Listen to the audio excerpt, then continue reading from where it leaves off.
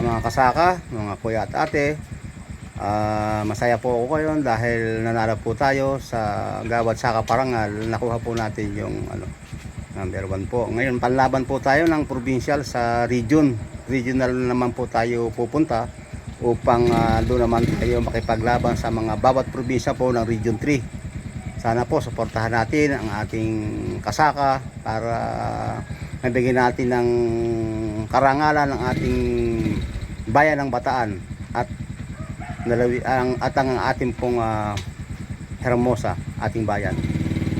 Salamat po sa DA na lagi nakasuporta kay kasaka, sa ating pong mayor, sa gobernador, sa PA, kay Bukal po na nagpanukala upang ang ating Farmers Congress ay ganapin na po tuwing Mayo. Salamat po sa lahat po ng nag-participate. Maraming salamat po.